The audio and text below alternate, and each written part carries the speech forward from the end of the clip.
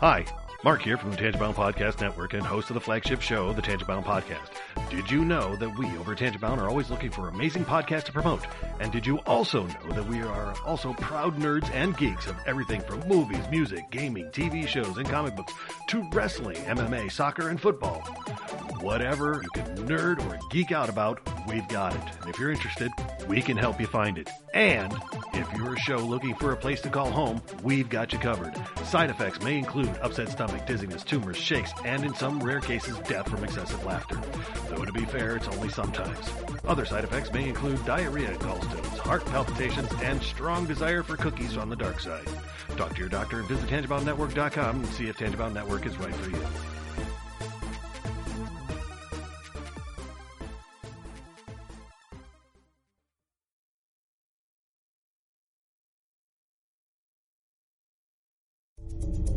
This is a Danger Entertainment podcast. DangerEntertainment.net. Danger Entertainment Podcast Network.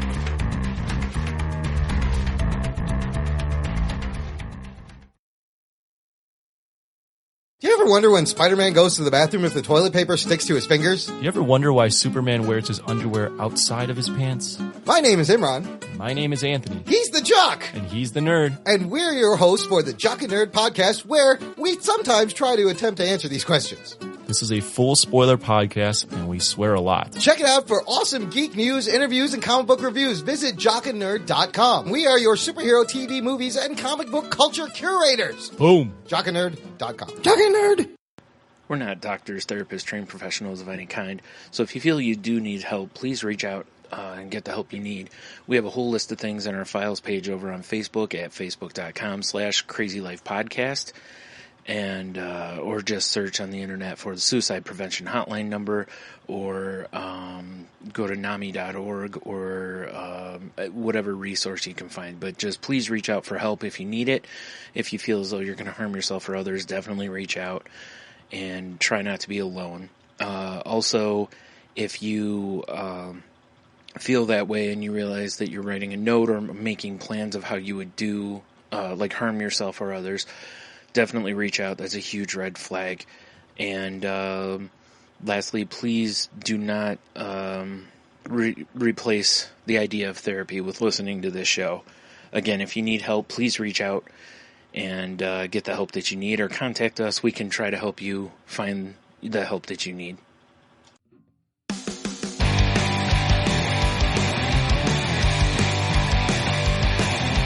Life sucks to the last drop. Are you gonna blow your head off? Take good aim and don't forget to duck. Life sucks every Monday and all the way to Sunday, but I wouldn't have it any other way. I don't care how you're doing, what's up or how's it hanging. I'd like to buy this world one last drink. Life sucks all of the time. Stick it up your sunshine, and then you'll see the clouds every day.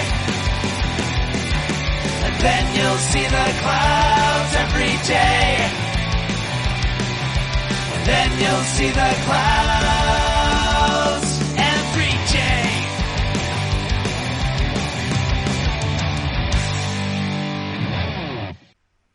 Welcome to The Crazy Life, everybody. My name's Jen, and I am your hostess for the evening. And with me, as always, we have Hanno and Brian. Hi, guys. Oh. Hi.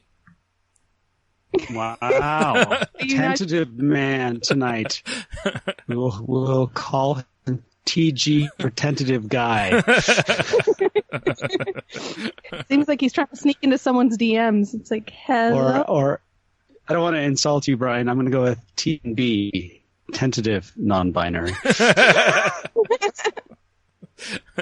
Making no assumptions. That's right. That's how it should be. Absolutely. Mm-hmm.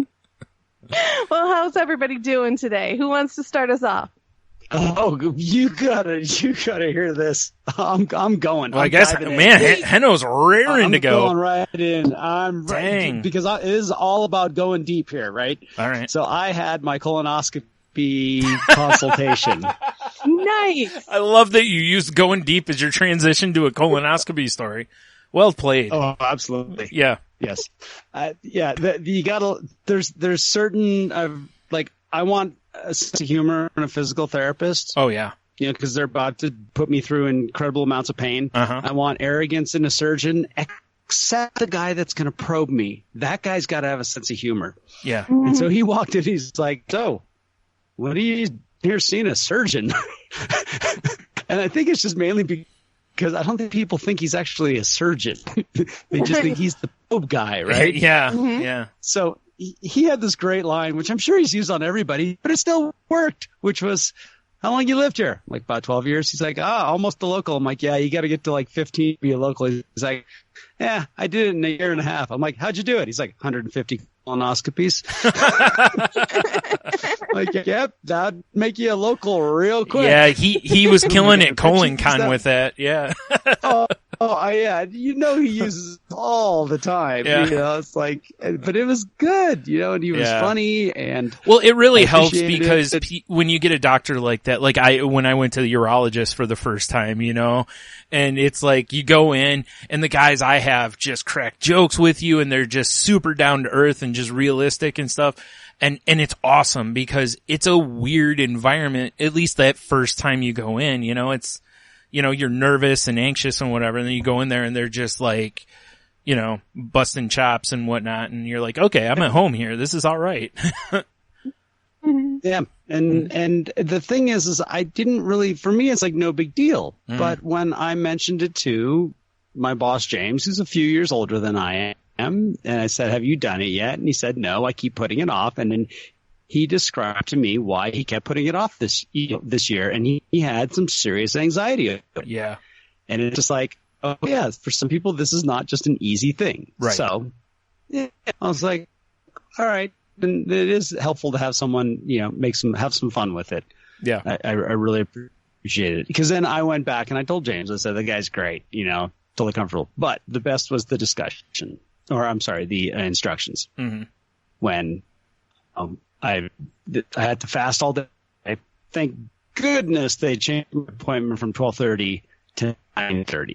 Oh, yeah. Because I'm going to be on a pure liquid diet all day Wednesday, and then I'd have to make it till noon the next day. Yeah. And the best part was the doctor was like, it's like, what do you do for a living? I'm like, I do building maintenance. He's like, well, you can go back to work. I wouldn't recommend driving anything because you'll be technically a DUI still. And I'm like, if I'm technically a DUI, I ain't going back to work. Yeah, that's probably a good idea. I'm eating pancakes, you know? Yep. I haven't had solid food for 24 hours. Yeah. But the instructions are great. It's like, you know, it goes to all the clear liquids, blah, blah, blah, this and that. And then 1 o'clock, 3 Dulcolax tablets. 2 o'clock, drink 10 ounces of magnesium citrate, which is also a laxative. Right. At 3 o'clock, take 3 more Dulcolax tablets. Now, that's interesting. At 4 o'clock. Good. No, go ahead. No, I was going to say my brother had a colonoscopy a few months ago. Or, well, it's been a while. Anyway, whatever. But they gave him this stuff that's like, you know, those like, drink additives, you know, like Mio or something like that. They basically gave him like a powdered packet of that he had to keep, like, or a thing of it he had to pour into Gatorade or something along, or water or whatever, and drink it. That's all he had to do. He didn't have anything else. So the stuff he gave must have been like super colon blow, except powdered, you know? That's it. And they just like their, you know, receptionist, whatever you want to, you know, she's an office manager. Yeah. It's you know, it's a tiny office. You know, like she said, yeah, we just got the over the counter stuff. This works great. You know, just like 2 bottles of magnesium citrate and 6 Dulcolax. 5 o'clock, where's the part where it says I run to the bathroom? Like, am I really going to make it till 4:30 at work? Yeah. My favorite part is that you have to do all of that, which is, you know, obviously meant to, Cleanse the system. Yeah, cleanse the system. Yes. We'll say that. And yet you still also have to be able to make it into your appointment the next day. It's like, this seems like, you know, like I'm surprised that, you know, well, I guess by then you're probably, you're probably empty. So that's, the goal anyway. So, but that's pretty, yeah. And I just don't know how I'm going to fall asleep that night. Also that. I really don't. Yeah. Well, terrified. That's how. Depends. Yeah. That's And- what depends this. I've just never done a fast before. Ah. I literally haven't. Now I've done, I've had surgeries before, so I've had to fast before. And yes, eventually it gets easy. It's at first you're wanting to claw your eyeballs out, but eventually you're okay. Yeah. So I know it's not that bad. However, I'm looking forward to that this week. So yeah. The good news, you can finish your skinny jeans now. Right afterwards, I'm sure. Yeah, just in time to ruin them. Try getting those off when you've got all that other stuff going through you. Bad idea. Yeah, don't go with the button fly either. Yeah, like sweatpants or tearaways, whichever. And the whole thing's it's really kind of odd because this is actually, when you think about it's pretty much a basic procedure. Yeah, it is. They give you a sedative. This is being done, it basically is outpatient kind of a deal. Uh-huh. Yet I am going to,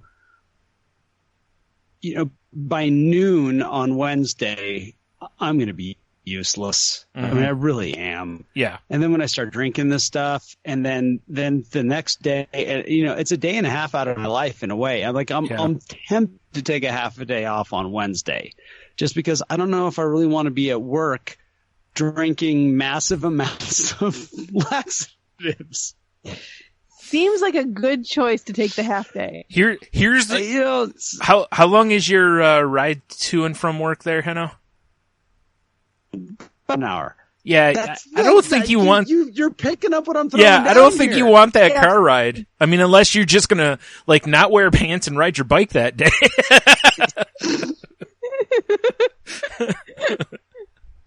And just let nature take its course.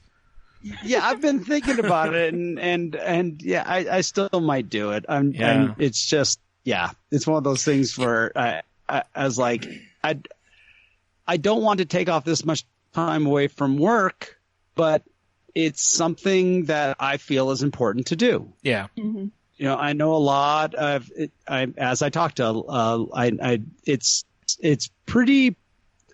I can pretty much predict who I talk to about it, who's going to tell me that they've done it or who hasn't done it. Yeah, right. Just because by knowing them, right? And so I'm glad I'm doing this. I'm glad I'm doing it early. Yep. It's another part of my growth in the let's just say I used to not want to do these things. I put them off until it was too late. And in this case, too late can be cancer. Yeah. I mean, that's just flat out the truth. Yeah. That's the truth. And that kind of cancer, too late, can literally be too late. Many times. Yeah. Yeah. And so it's this is about willingness. For me, these are the things about sobriety, and about not just about not drinking anymore, but also about emotional sobriety, and is about being willing. And so that's why, kind of in a way, this is my win. The minute that this was suggested, it was like, let's do this. Let's just make it happen. That's why I'm kind of leaning to I'm going to take the other half day off too, because I'm doing something that's good for me. Yeah. I will look and say, okay, do I have enough time off because of Jamaica and blah, blah, blah. Oh, right. However, with all that said, I just was like, there are limitations, but I honestly say that, I want this to be a good experience because it really is important. And that's the other reason I'm talking about it on here, is because anyone that is around 50, this is what you need to do, and you should do it. And the way the doctor phrased it to me, I thought was really important. I appreciated it. I also feel like I'm kind of honoring her, and the fact that she waited 3 years and now she's having cancer surgery. Yeah. It's like, don't mess around with this stuff. Just like we talk about with health stuff, go get the estimate. Yep. go in and talk. And the one thing my mother has always been to do as I say, not as I do. She is one of the worst patients you'll ever, ever, ever meet. But she was so good about getting my sister everything that we needed as far as, appointments and doctors and that. And I have no fear of doctors. I've never had any fear. And a lot of that is because of her. Yeah. And her guidance. And it's one thing I do appreciate is I don't have that. Now she's got the worst white coat hypertension you'll ever see. They've actually sent her home with a blood pressure monitor so that she could come back in and prove that it's being in the hospital and that she's not about to die. Wow. Well, I mean, I got sent home from a dental appointment for that reason. Like they couldn't get my blood pressure to come down. Yeah. I was so, I don't know if you remember it. It wasn't just blood pressure though. Like it became a panic attack, but it was because my blood pressure was so elevated because I was so, nervous about it. And it wasn't just a normal dental visit. I was having, a wisdom tooth removed, and I'd already had one done. So I knew, although in fairness, the one that ended up getting pulled that day, whew, boy, but, that was the one that was the ordeal. So, but yeah, my anxiety was not unfounded. But yeah, I actually I got sent home, and before they sent me home, actually, because my doctor's office is the next floor down, they were like, do you have a blood pressure cuff at home? And I was like, yeah, I do. And she's like, the dentist was like, okay. She's like, cause if not, I was going to call downstairs and see if I could get your doctor to call one in. Wow. So yeah, it was, and the thing is, it's like, no, if the doctor's going to call anything in, Xanax or Valium would have been a better answer. Cause if I had calmed down, I would have been fine. But anyway, yeah, that's good fun. Most of the time, doctors don't bother me. It's the procedure itself that would be what would bother me, But, Yeah, I think, I'm with you on that. I am with you. I'll get a little nervous about the procedure itself, but for the most part, doctors, they. Yeah. I mean, it would take someone really. I don't know what it would take to get me to walk out of a doctor's office. Yeah, it would have to be pretty bad. Yeah, I'd have to get a real bad vibe off of them. I don't feel confident in what you're doing, or you're too aggressive and, whatever. But and I've been fortunate there, as well as I'm also the type, like, if I don't like a doctor, I wouldn't keep going to see him. I wouldn't do that. So, and that's a good thing for people to, keep in mind too. A lot of times the places that we go for doctors, like the place I go to has 4 or 5 different general practitioners in it. If I don't like the one I'm going to, I don't have to change buildings. I can just go to a different doctor, type of a thing. And a lot of people have that option and probably don't realize it. Now, you do still have to make sure, like, even though they're in the same building, they may not take your insurance or whatever, or they may not, like I found at one point, the doctor I do go to, he had moved into Ohio and then back to Michigan to practice. And when he came back into Michigan, he was not, approved by certain insurance companies for like 6 months. So I couldn't see him for 6 months. I had to go to other doctors until he was back on the approved list, or not 6 months, maybe it was 3. I don't know, whatever. But yeah. Yeah, definitely. Don't go to doctors that you don't feel comfortable with. Mm-hmm. It's supposed to be a two-way street. Like, you're supposed to, they're supposed to help you along your journey, not, shove you. I mean, once in a while you need a good foot in the hiney, Well, I think you sum that up with any sort of whether it's a mental health professional, professional, whatever kind of practitioner it is. I think that's true. That's how anyone that's good and it's worth their weight in what they do as a profession will be like that. Mm-hmm. Whether from a physical standpoint or a mental standpoint, they're there to guide us and help us get better. Yep. And they won't force us to do something, until unless it's really necessary. Right. Like your situation, if your doctor kind of pushed a little bit it would make sense because that's an important thing, especially given her scenario. You know, like you could really see her kind of like, no, seriously, you know, like. Yeah. But ultimately, we I have a right to refuse treatment. Sure that's do. always the case, you know. So, yeah, that's pretty much what's on my brain.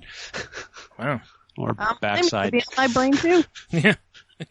So, like seriously, it's I'm actually amazed I'm not obsessing over it anymore. But I'm being really good about it. I'm not waiting. Like I already got all my stuff to like yesterday. I went and got all my laxative stuff, and today I went and bought all of my liquid beverages for a day, which was like Gatorade and broth. Yep.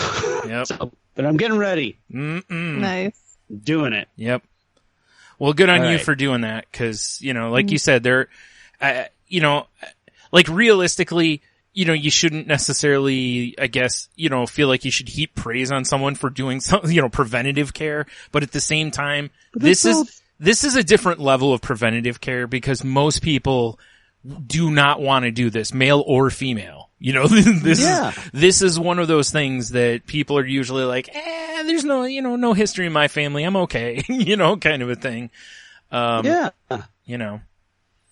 No, seriously. And then when you throw on top of that, all right, so there's the general reluctance to do it. And then there's various fears that people have for whatever reasons. And then there's legitimate anxieties about seeing doctors. Yeah. So it's. Well, and no matter how you want to look at it, it's like you said, even though now this would be considered a basic procedure. I mean, to the point that, like you said, it's basically outpatient. It's still, I don't know if I'd call it surgery. It could be a surgery, you know, hopefully yours won't be, but some people it does become a surgery where they have to have, you know, polyps or something removed. So, you know, but it is a major thing to put your body through. It's still a trauma that your body is going to go through. Yeah. You know, whether you're referring to the day before or, you know, the day of or both, you know, it is quite a you know, quite a couple of days for a person. So it makes sense to be super nervous about it and reluctant to go through it. But like I said, you know, good on you for doing it. 'Cause, you know, like you said, you gave your example of your doctor, a guy I know, you know, like I said, he just had one and they found something a little more, not cancer, but something a little more serious that they've got to do a separate, procedure on him to remove, you know, so and, you know, wouldn't have found it if he didn't do it. And who knows what would have happened if, you know, might be 5 years from now. He's been having stomach issues for a couple of years now, you know, or not stomach issues, but, you know, like issues and issues. Yeah. And the doctor was like, yeah, it might be from this. And, you know, had he let it keep going, who knows, you know, so it's. Yeah. And, you know, for the female perspective and also for our health, check your tatas, ladies. Well, that's Sharon says she's been putting off having, you know, a mammogram. Yeah. Yep. And so in some ways I'm trying to be an example. Yeah. Yep. I can My boob search is overdue. Way overdue. Yeah. I can understand that to some extent. It's like, it's one of those things, it's kind of like it's not as bad as the, like the prostate exams for guys where there's a lot of, well, there's a lot of false readings on, you know, breast exams as well as, the prostate ones. There are. I mean, I'm not advocating for not doing it. It's just, I can understand where somebody may be apprehensive, like for those reasons as well. But I mean, also, you know, I've heard it's not pleasant to go through. I can't imagine it would be to just have, you know, your chest being mushed by a press. So. Yeah. Pretty much. That's what they do. Yeah.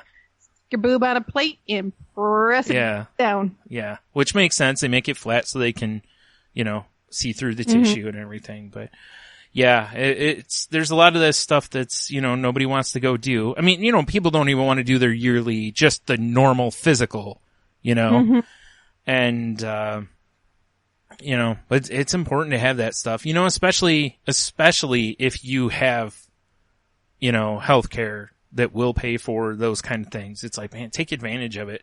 You know, if you get a free eye exam every year, go take it.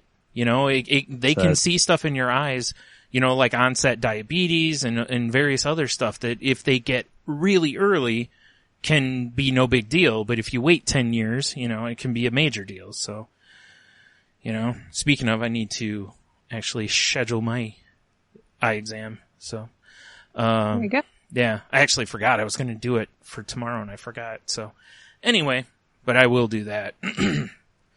Especially that. I never understand people putting that one off. You know, it's pain free. The worst part of the whole process is like either if they blow air in your eye or being dilated. And that's not as bad as it used to be. So, cause I remember when I was a kid, they used to dilate my eyes and I felt like one day I couldn't go back to school cause I still couldn't see. Like it didn't wear off for a while. You know? Yes, it does cost you extra money to not do a dilation, but it's not that much money. Yeah. It's between $30 and $50 roughly, maybe 60 at the most, for them to actually take a picture. And that's even better because then you can compare the pictures from year to year. Yeah.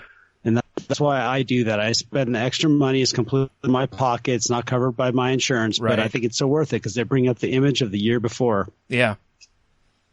And it's, you know, like and you know, if you're a person who wears glasses, that slight tweak in prescription can make so much difference.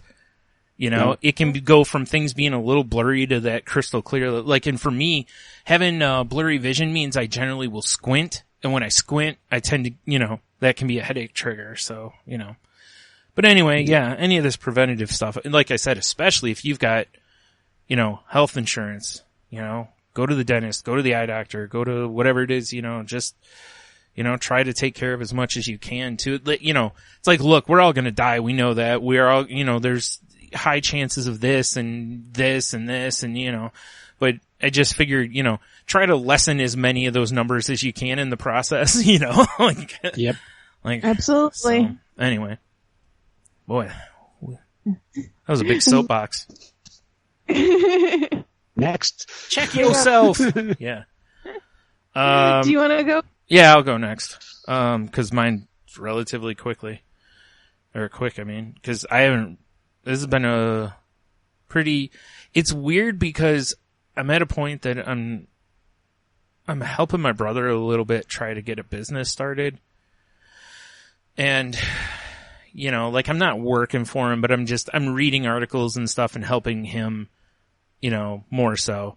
And, along the way, like, I've realized that, like, I'm putting a lot of pressure on myself with it because I want to do things right and come through, on them. And, on top of that, you know, I've got my own stuff like I've mentioned on here, things I've, you know, wanted to sell on eBay that I've been slowly doing. And then, you know, the podcasts on top of it, I've been feeling so overwhelmed. And the thing is, like, I know it's all my own doing. It's not external pressure. It's all from me. Like, every bit of all of that is from me.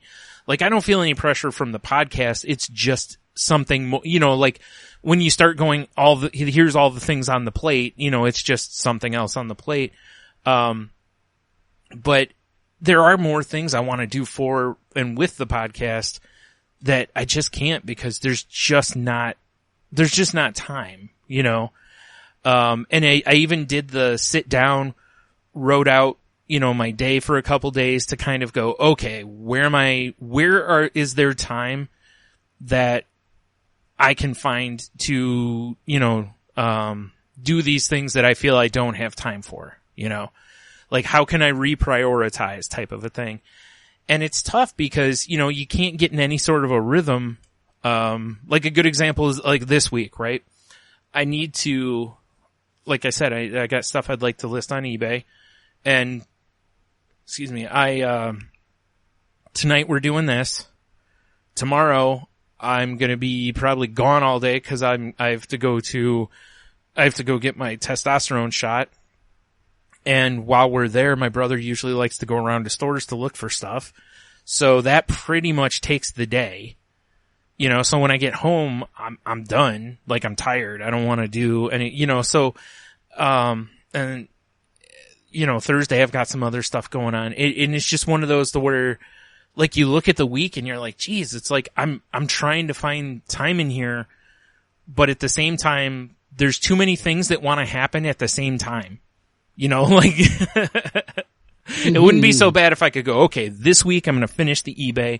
Next week I'm going to do this. The week after I'm going to do, but that isn't how life works, you know? So, and it's a good overwhelm because it is the fact that I'm looking at that I'm being productive. Maybe not as productive as I'd like to be, but I'm being productive, you know?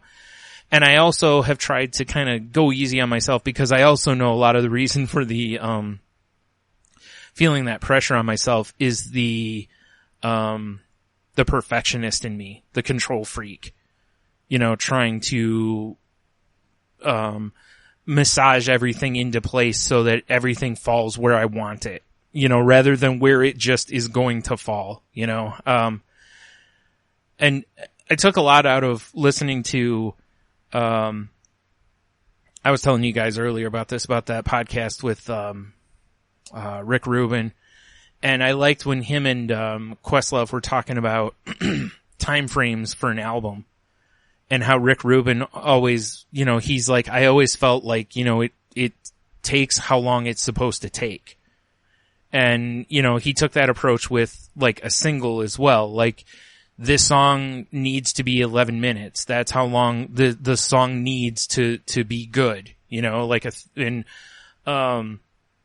I think that's kind of where I'm trying to change my mindset with this stuff too, is it's like, look, this stuff's going to take a while. That's okay. Like, it all doesn't have to be done tomorrow. But in my head, it's, you know, I want it all done. And I don't know if it's that I want it done so that it's done, or if I want it done so I feel like I can then take the pressure off myself. You know, it's kind of a weird, scenario, but, you know, whatever. Like I said, the big win there is that I'm overwhelmed, but I'm still, I'm trying to apply different ways to help with that. You know, like trying to budget my time differently or whatever, seeing if there's a way I can, you know, ease up on myself or whatever, but I'm still being productive, and that's really, in the end, that's what matters. You know, progress, not perfection. You know, like going back to that. So yeah. And I got pretty excited because my bed that I just got a couple years ago that's sinking in the middle, apparently I had a longer warranty on it than I thought I did, so nice. They're coming out to look at it Thursday this week. So hopefully that goes well. And hopefully they can either fix it or give me a new mattress because, yeah, 2 years a mattress should not be broken down like that. I mean, I'm a big dude, but it shouldn't be broken down like that. I know people who are collectively much larger than me that'll have a bed for like 10 years, you know, like, and it doesn't break down this bad. So, you know, and this isn't like, you know, the retail price on this bed was like $1,000. So, not what I paid for it, but that was the, you know, the retail price. It's like, yeah, if it was a $200 mattress, I'd understand. Yeah. You know, but this is supposed to be one that costs a little bit more money than that, and I feel like that should last a little longer. So, I guess I gotta, you know, get a partnership from one of the podcasts with, you know, Purple or one of those and get them to send me a free bed. Nice. You know, with all that podcast power I wield. Right. All my influence. Oh man. So yeah, I think that's about it. Oh, I've cooked more lately again. I've noticed that I'm kind of getting into that, which is weird because it's been hot. Usually when it gets hot, I'm like sandwiches. Oh. Yeah. You know, like getting in the kitchen. Right. But I actually, a couple of nights ago, I'd read this article about, cheaper cuts of, beef, because, you know, the price of beef has gotten pretty outrageous in a lot of ways. So, they mentioned, a flat iron steak instead of getting like skirt steak or something. I was wanting to make fajitas. So I got one of those and I cooked that up the other night and that turned out so good. And that's what I made. I made fajitas with it. And then the next night, there was still some of it left over. So I cut it into smaller pieces, laid it over, top of a salad, and dressed it with some corn salsa. And yum. Yeah, it was quite nice.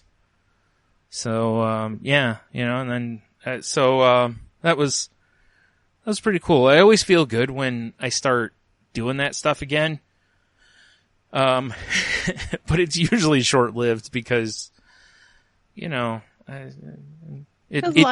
Well, it feels like a ton of work, and I'm feeling overwhelmed anyway. So the last thing I want to try to do is like, okay, how can I squeeze an hour or an hour and a half of prep / cooking time into what I already feel like is a busy time, So, But yeah, it's been a couple days since I cooked though, so I gotta get back on top of that here in a couple days, and because if I let it go too long, it'll be forever before I do it again, basically. So, yeah. So, pretty sure that's it for me. So. Okay, sounds like a pretty good week. Yeah. What do I got? Well, I had a pretty standard, easygoing week. Saturday was a family reunion, which was a lot of fun. Yeah. Yeah. So starting of my next 3 weeks, I have family reunions every Saturday. So. Jeez. Yeah. So last week, this coming Saturday, and next Saturday. Wow. Yeah. That's a lot. It's a lot. That's lots of people. Yeah. It is a lot of people, and I kind of overpeopled a bit on Saturday. My brother came to town, so people love that. Yeah. Yeah. So I had my brother in town, went to the family reunion, came home from the family reunion, drank, ate, swam. It was so much fun. I had a great time with everybody. And then I was home for a couple hours, and we got a call from a friend who wanted us to come out to their house just to hang out. So I went out to their house, and I hung out with them. So Saturday was full of peoples. Sunday, I hibernated. Yeah, right. I did a few loads of laundry, and other than that, plopped my butt on the couch and Netflixed all day, which I'm not as proud of as some people would expect, but kind of should have gotten a little bit more done. Here's the thing, though, and I like that there's a lot of people coming around to this, and I think we've talked about this plenty of times too, which is like for you, when you over people or you get overstimulated via social settings, you need X amount of recharge. Yeah. And recharging is getting something done. Whether somebody wants to look at it that way or not, self-care is doing something. You're right. It's not doing nothing. And I think that also by looking at it that way, it allows you to for lack of a better term, to forgive yourself.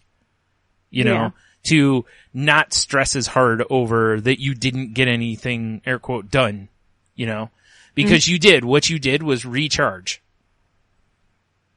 And this is true. Yeah. And I did get ready for the week. I got all my laundry done and folded and hung up. So everything's nice and ready for me to face my work week and, hit the ground running. So yep. I did get that accomplished. Watched a bunch of shows, random shows. I will say I cannot speak highly enough about the Queer Eye show that's on right now. I didn't really watch the original as much, but I will not miss an episode of the new version. The guys are just awesome. And the one episode I ended up watching on Sunday was a guy that was on a very bad path with, just, I don't know if he was actually in a gang, but he was just not, in his own words, not a good person. And he ended up getting shot and paralyzed from the waist down. Oh, wow. Never had the conversation with the guy who shot him about why. he was shot.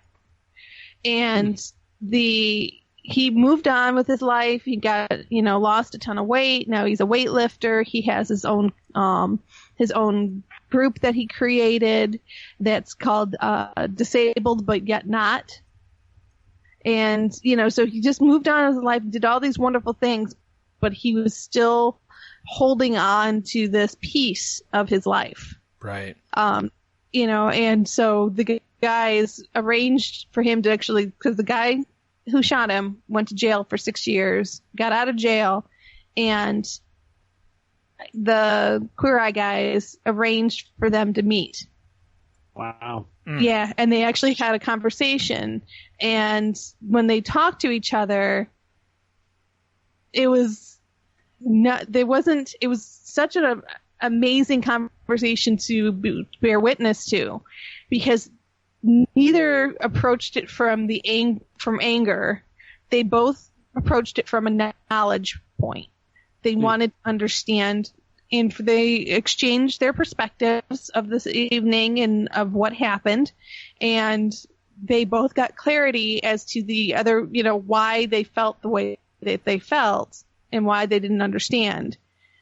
And they both came to the conclusion that, they support each other in their goals to be better people. And that's why they walked away. They shook hands, and, it was just beautiful to see two men who came from a bad place, both striving to bring themselves to a better place and agreeing to support each other in their journey. It just was beautiful. And that's why I love that show so much. Guarantee I cry every single episode. There's yet to be, it's on season 4, and every single episode I always end up crying at some point or another. But it's just beautifully done. And the guys are very understanding and receptive to all different people.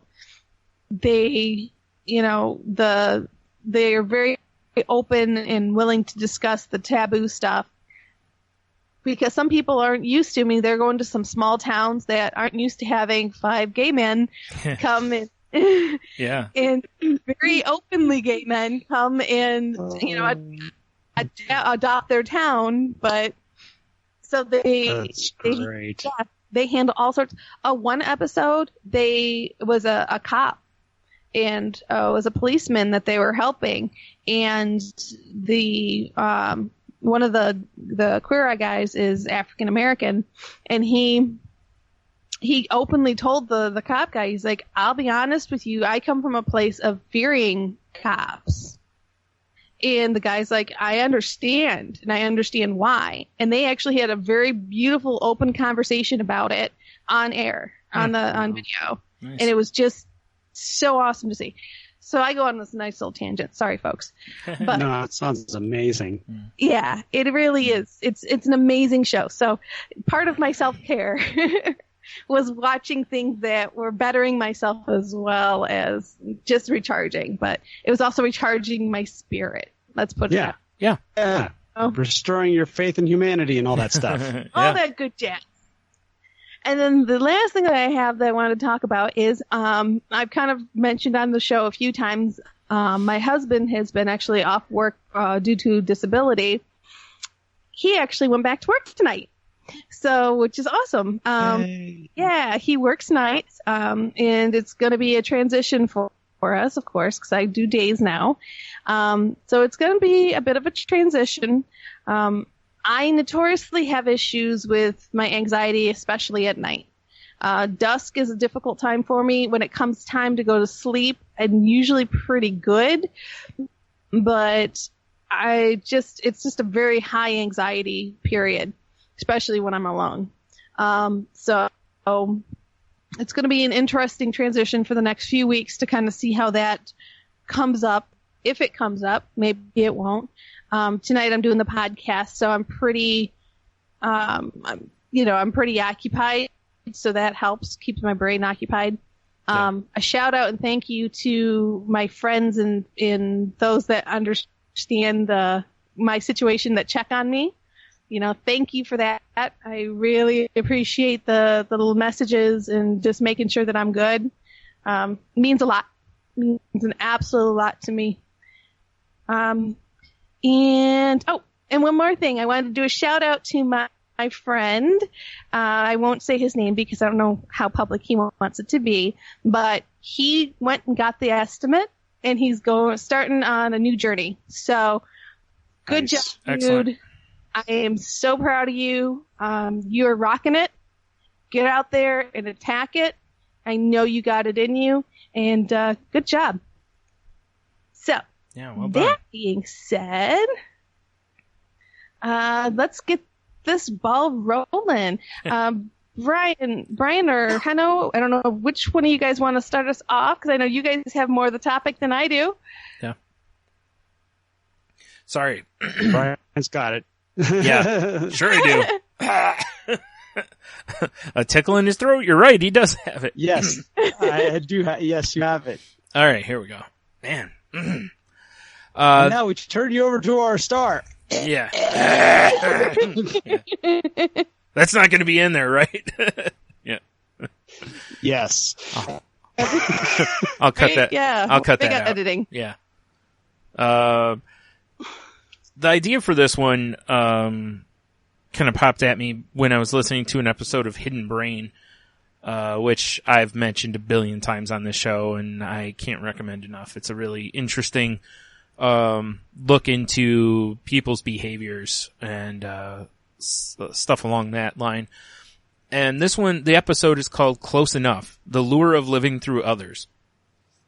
And I'll have the episode link in the show notes if you want to go check it out. And again, I recommend it because it's a good podcast. Most of the episodes are under an hour. Most of them are about half an hour, 40 minutes. But I'm just going to read like the write-up that they have on the site for this real quick here. And it says it used to be that if you wanted to feel what it was like to do something, you had to go out and do it. If your dream was to see the Grand Canyon from a raft, you'd head to the river. If you wanted to gaze up close at the Mona Lisa, you'd go to Paris. Yeah, good luck getting close.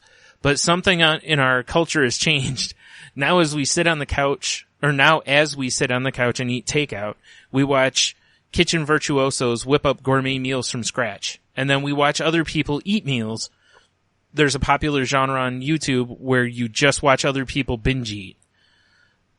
It's never been so easy to bring the world into our living rooms and kitchens and bedrooms and everywhere else because of the, phones and tablets and everything. And the world that enters our lives has never looked better. These other lives we've come to inhabit can seem more beautiful, more exciting, more satisfying than anything in our actual lives. They come in multiple camera angles with all the boring parts spliced out and all the recipe ingredients pre-chopped in those little prep bowls. Then it says, this week on Hidden Brain, they explore the delights and dangers of living vicariously.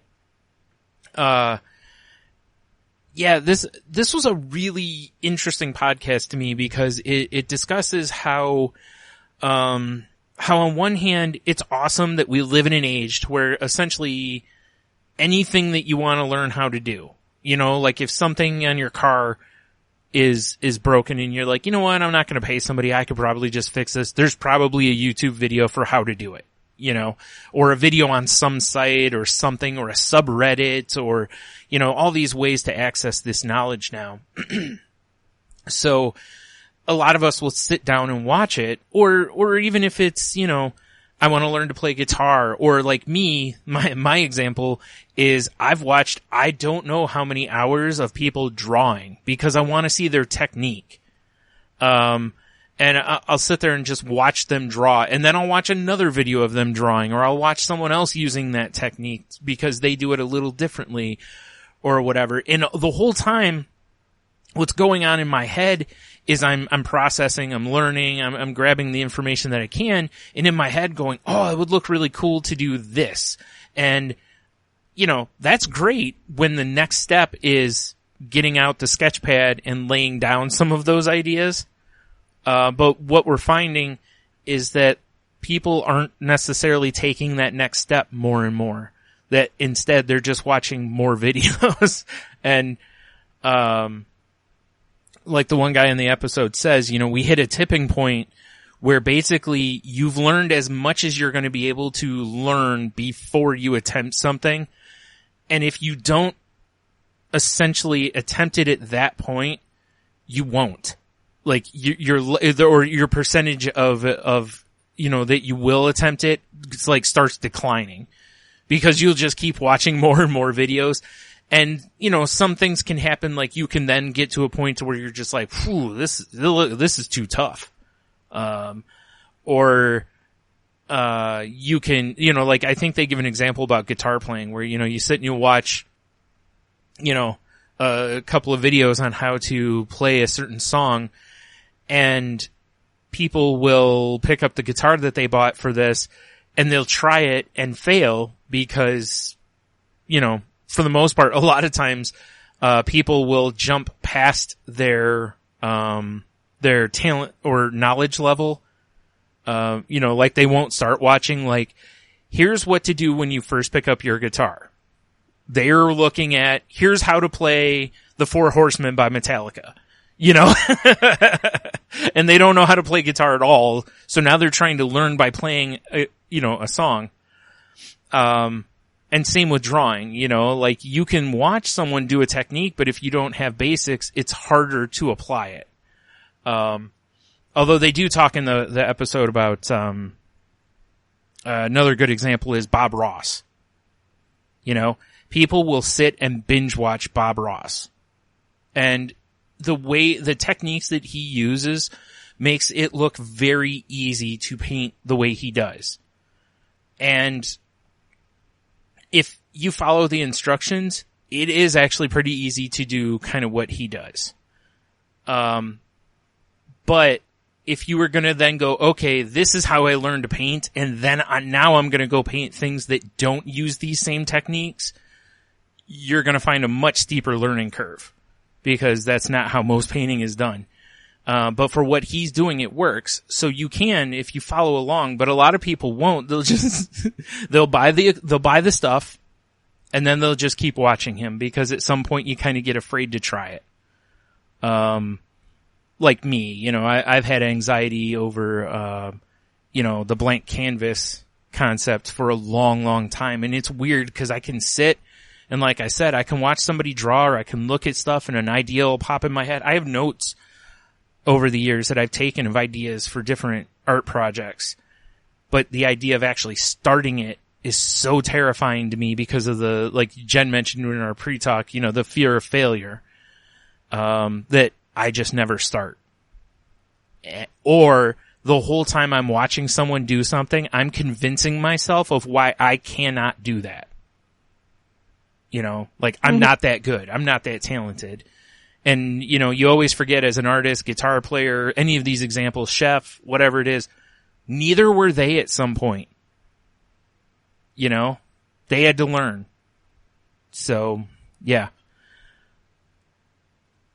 My big thing is because I watch the cooking shows, the do-it-yourself shows, all that stuff. I love that stuff. But the cooking is a little bit easier because you can eat your end results for the most part. Mm-hmm. But for art I could eat my art projects. You ain't seen me make no macaroni art. I always struggle with what to do with stuff. Yeah. You know, once I've created it, what do I do with it? Because now I have it, and it's never going to be perfect because nothing's perfect. But it's going to be my learning experiences and whatnot. So my trials and errors. What do? I throw them away? And I feel that's wasteful to kind of throw them away. And then I just get in this like, I have a really, really good answer for that if you're talking about like paintings, drawings, those kind of things. Mm-hmm. Because what I found is you will always have someone around you who really thinks you're like the bee's knees at whatever it is you do. Because they don't know what your head sees. You know? Right. Like nobody else knows what, I mean, not always. I mean, obviously if you're in an art class and the instructor says draw this, they want it to look like this or whatever. But when you're just creating or doing whatever yourself, you can put whatever stylization and all this in there. So even if it doesn't look the way it traditionally would, you could be like, oh, that's my style, and nobody has to know any different. That's one of the beautiful parts of art. And that's where the pretension can actually benefit you. You can be bad at it, but just, I mean, if you don't believe me, look up a guy named Rob Liefeld. Don't, cause he's terrible. But, that's his whole career. He draws people that don't look even remotely anatomically correct, and people buy comic books with his covers on them because they think it's a style. And it's not. It's because he refuses to get better.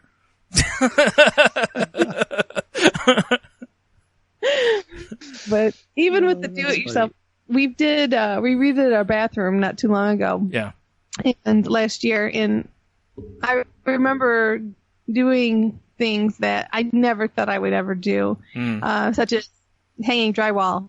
Yeah. And mudding and sanding drywall and, painting, of course, we've always painted, people have painted, and I've painted rooms before. Yeah. But just go through all of the steps and going through the process and things that I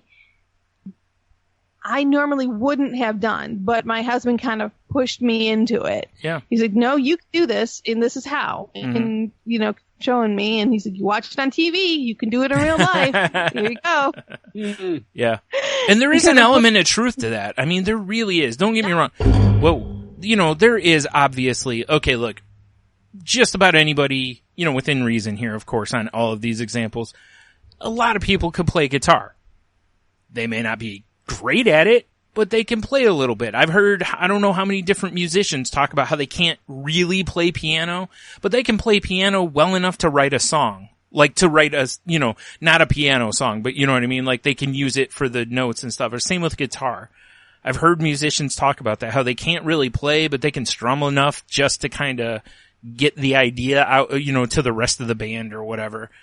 And, art is like that too. I've said for years that anybody can be an artist because really just anything you do that's, creative is like, I did it. I'm an artist. It's like being a writer. Well, have you written? Yes. You're a writer. Now, are you Hemingway? Just mathematically, probably not, but it's one of those things it's amazing how it's so many of us are like, well, like you watch Food Network or something and you'll go, oh, I'll never be, take your pick chef, so people just won't try stuff. And they're, and it's like, no, it's like they weren't that good at some point. They had to learn, and they still are learning. It's one of the things I loved in that Broken Record episode with Questlove. That guy's been producing hit albums for 20, 30 years between his music playing and his production stuff. This guy's been a very, very successful producer / musician. And he talked about how he's learned more in the 10 years being the drummer in the Tonight Show band than he's learned in his whole music career. And this was a guy that was, his dad drilled into him how to play drums. But he talks about how he got on a record with D'Angelo by just going off the beaten path. He started playing a whole different style and, stuff like that. And it's interesting to me because I know all of these things, but it's so weird how it's still something people can't get off the couch and try. Like food, I'll try to a certain level. Like, I'll watch different shows and be like, oh, that looks really good. And then it goes, that looks like something I think I can do. Mm-hmm. And there's times I'll push myself out of my comfort zone, but I'm not trying to do sushi, I'm not going to try to do Morimoto sushi rolls, I understand I am not at that level. But again, if I had everything around me, would I try it? Sure. Why not? But it's really interesting though. This whole, the episode of the podcast kind of is pointing out how basically people are becoming, they're not as much doers as they used to be. That we're becoming more watchers than doers. And what's weird is that with that, a lot of people also have like I wish I could do this. And instead of actually doing it, they're living vicariously through the people on YouTube who can do that or who do those things. Instead of realizing that, like when you're a baby, you crawl, then you walk, and then you run, and, then you trip, and,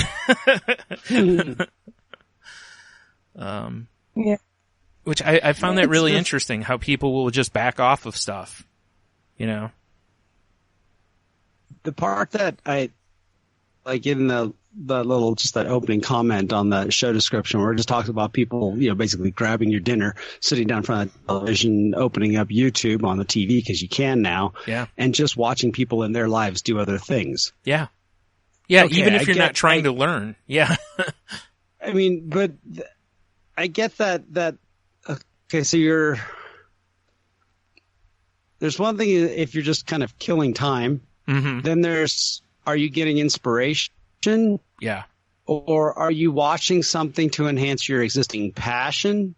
We live vicariously through others in all sorts of, there's a reason we watch sports. Yeah. There are reasons we watch people do these amazing feats. There's a reason we like, television shows that used to feature people doing amazing things. That's incredible and all that, because there's an excitement to it. It's a love of seeing what humans are capable of.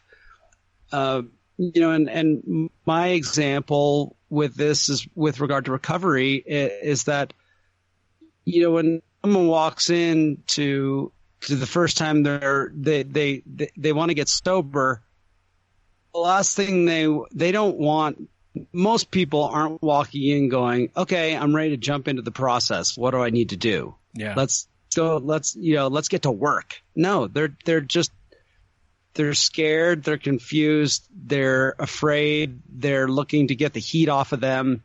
They're not, there's really no interest in actually really doing anything. They're more curious about, it's more about just avoiding what bad thing is about to happen in the real world.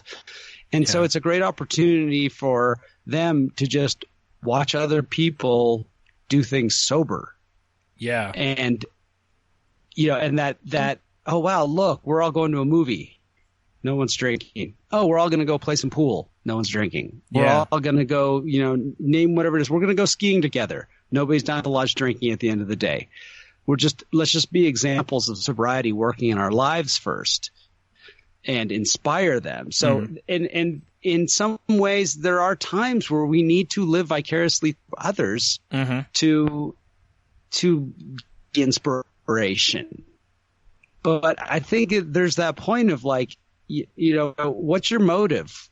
Why are you doing this? I think is really important. And I think it's a good discussion, because given the choice of sitting down and, watching a documentary, maybe learning something, versus watching somebody do something utterly mundane, which maybe it's worth, maybe it is, it's like maybe, all right, I got a great example.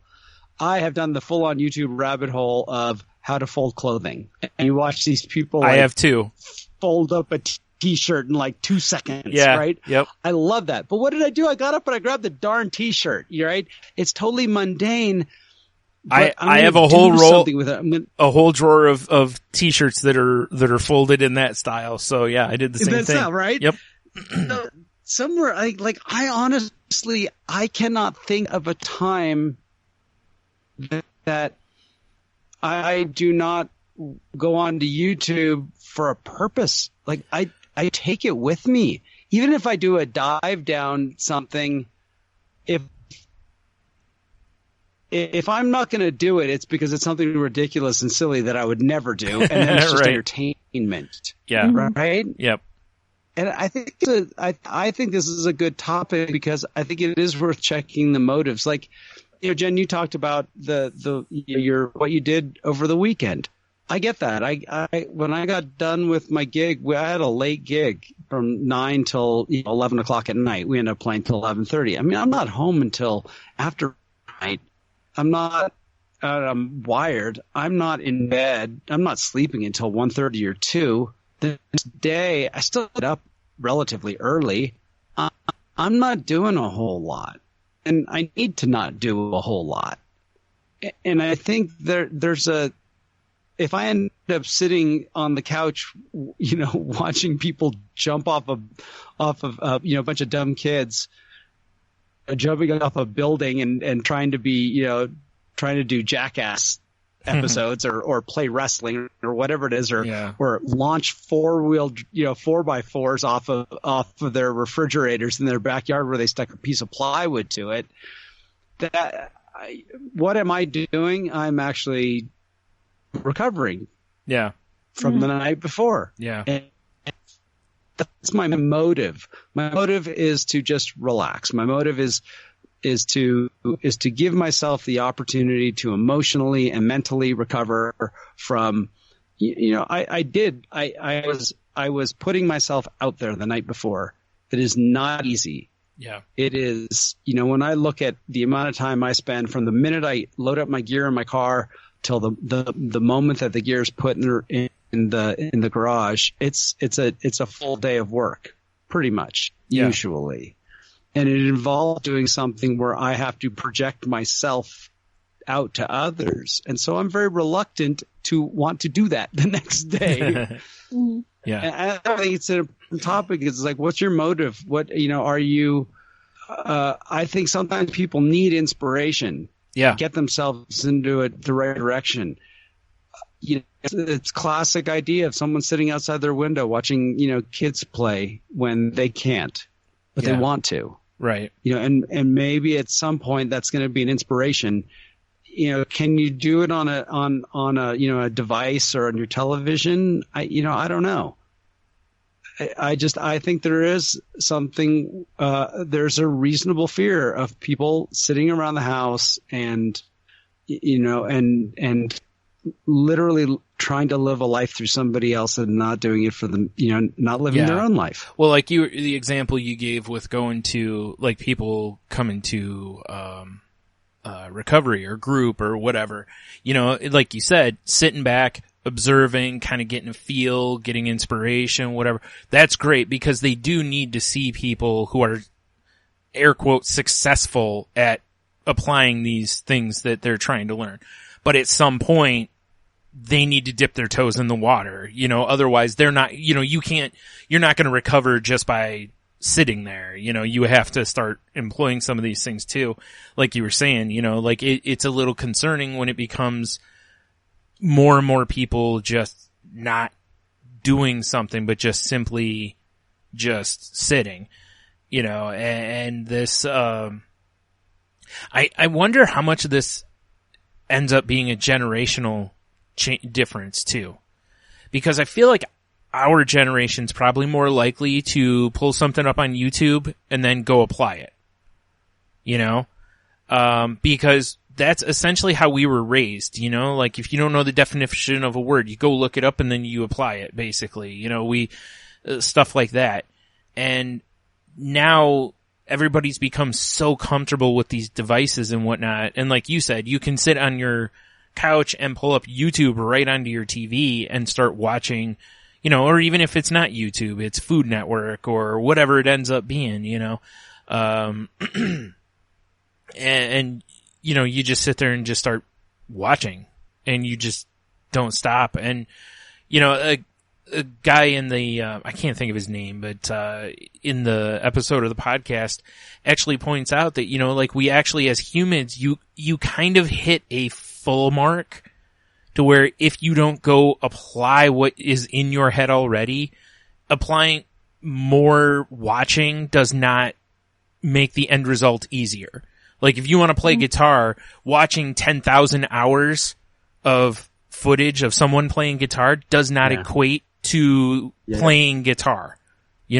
Like it doesn't work like that.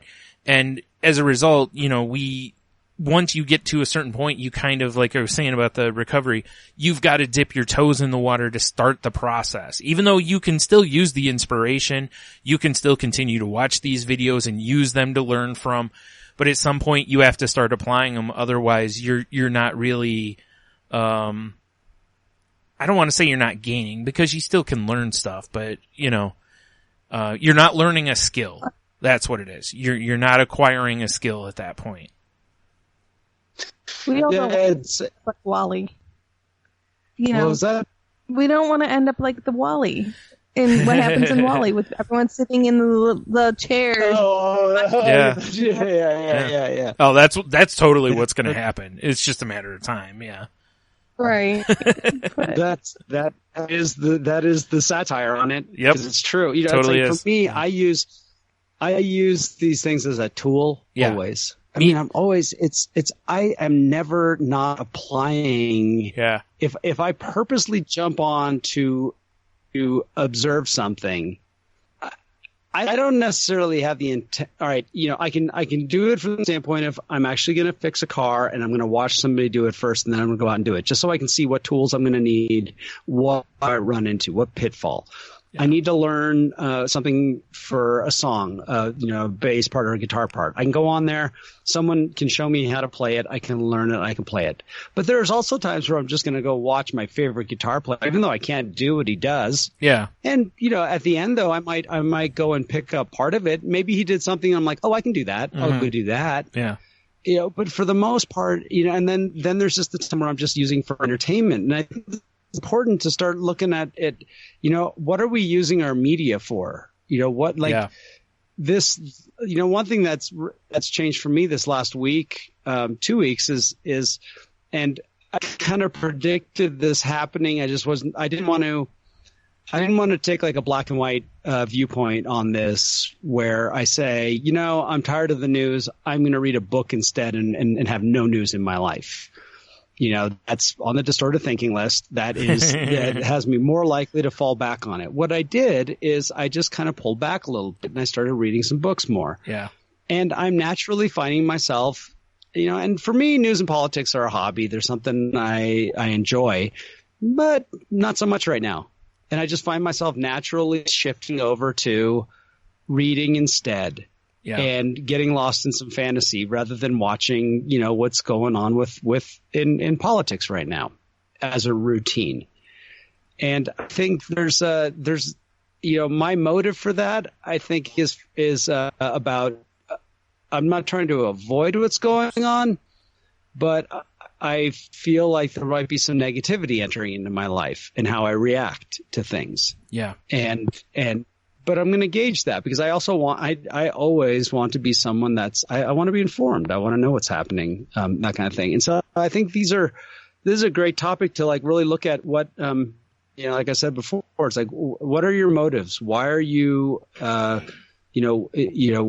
is it that you're engaging in the activity and you're engaging in, and, you know, sometimes we avoid the real world around us for very good reasons.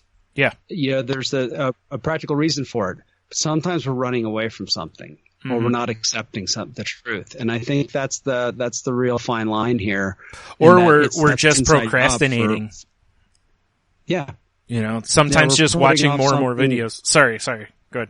Keep talking. That exactly is it. Yeah. That's for me. I find myself procrastinating a lot using video games or whatever it is. Yeah. You know, so yep, me too. I think it's a good, you know, here's the thing that I've learned with any of these types of topics is I guarantee I can talk myself into that I'm doing the right thing. Yep. That's why I personally need to engage other people. I need to talk about these topics. I need to talk about what I'm doing with my days with other people, because when I say it out loud, it takes on a different perspective rather than me convincing myself that what I'm doing is the right thing. If you see a professional in your life, bring it up with them. It could be anybody, any type of a mentor. It could be a coach. It could be a priest. It could be, you know, a therapist. It could be just your regular general practitioner, your doctor. Mm-hmm. And then also talk to your best friends. If you find yourself sitting on that couch living vicariously through others, maybe you have a good reason for doing so, but I try to bounce things off of others because I'm got a great convincer that loves to convince me that I'm right. Yeah. Oh, you're totally right. Well, and another way to essentially keep a check on yourself too would be like, like I was saying about, learning a technique, a drawing technique, or, about a new, like a pen or a marker type that I've never used before or something like that. Or, playing guitar or any of these things that, cooking a meal. Like, write down your goal and then, like, revisit that goal and see what you've done that's a great to move toward it. And if all you've done is you just keep watching videos, change the strategy, basically. Like, okay, well, I've watched 200 videos on cooking. I probably should try toast.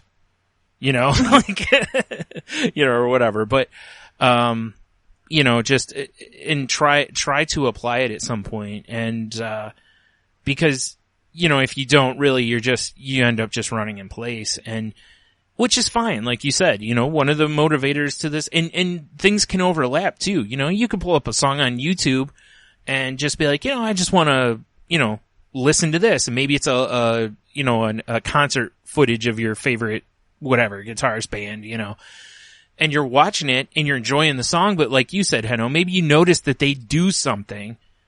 And then all of a sudden now it's also become a learning moment, so you can transition a little bit in there too. And there's nothing wrong with watching any of these things for just entertainment, just to kill some time, relax, whatever, recharge, however you want to word it.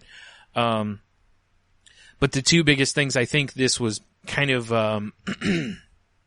warning people of is, to actually engage and do, something toward what your goal was. And something I got out of it too, which was something you have to be very, very careful of, is when you're watching other people do something you would like to do, like I said earlier, don't talk yourself out of it because you aren't at the level they're currently at.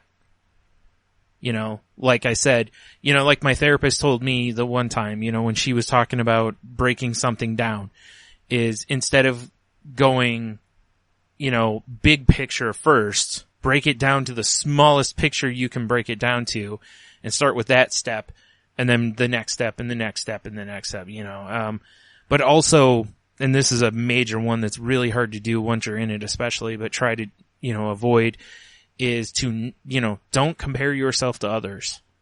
Because you don't know, maybe you start using that technique that you think someone's great at, maybe you end up better than them at it. There's people who've done that, out there, where someone will take someone else's technique or their kind of idea. I mean, there's songs out there even where somebody has taken a cut from a song and turned it into another song, and it's an awesome song, or whatever. So, these are all things to keep in your head. And also a good way to not turn sitting there into an exercise of beating yourself up. Cause I have definitely done that in the past where I'll watch something and just be, I can never do that. I can't do that. And it's like, yeah, not with that attitude. Right? Very true. Well, guys, what do you think? Covered. Yep. Think we're covered? All right. My new response. Covered. Well, everybody, if you'd like to continue the conversation, because I know you do, there's plenty of things that we haven't had a chance to talk about. We want to hear from you. Let us know what's on your mind. You can reach out to us at the Crazy Life Podcast at outlook.com is our email address. The Crazy Life Podcast.weebly.com is our website. You can reach me on Twitter at Jen's Crazy Life. That's Jen with the G. If you want to hear more from me, you can hear me on Shake the Sheets, which is a pop culture podcast that I do with my co-host Nate. You can find that at shakethesheets.com or any other podcast site. And Henno, how can they reach you? You can find me on Twitter at Ida Henno. Find me on Facebook and Facebook Messenger, Henno Heiter. And you can check out my other podcast, Moving the Needle podcast, where tomorrow we're going to be recording another episode of the Court of Shame music shaming. And I think that'll be released on, next Sunday. Anyhow, subscribe to Moving the Needle because we are going to be ripping each other over our guilty pleasure cover tunes this week. Nice. Love it. And you, Brian, how can they reach you? You can find me on Twitter at Stunami. You can find my other podcast at salty_language or at saltylanguage.com, where we talk about just pop culture stuff, whatever's happened in our life, and various other shenanigans. That show's not safe for work, so make sure that you're careful where you listen to it at. Excuse me. You can also find this show on Twitter at The Crazy Life Pod, where I post when new episodes go up. You can find us over on Facebook at facebook.com/group/crazylifepodcast. We are part of the Tangent Bound Network, which can be found at tangentboundnetwork.com, and also part of the Danger Entertainment Network, which can be found at dangerentertainment.net. So please go check out those two, and you may find some other shows that you enjoy.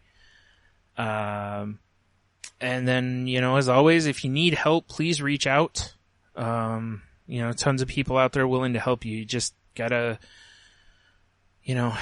take the first step. And, also, if you know somebody in your life's going through a rough patch right now, please reach out to them, make sure they're doing okay. But, just try to, touch base with other people too, like your friends that always tell you that they're fine, or the ones you don't hear from very often or whatever. Just, reach out and tell them that, you're thinking about them, or just see how they're doing. And, and I guess also, just try to be nice to everybody. Whenever you can, try to exercise kindness, and, that includes with yourself. Like Jen took the time to, recharge the other day. I've seen some other people talking about doing the same thing where they, had a few days of just craziness and then, basically just laid around on the couch the next day. It's like, that's okay. This whole badge of honor because you're busy 24/7 is a bunch of bunk. So sorry for the language, but, but it is, running yourself to zero is not a good thing. So, take care of yourself. Absolutely. And with that, everybody, go out there, have the best week you can have, and make sure you keep breathing.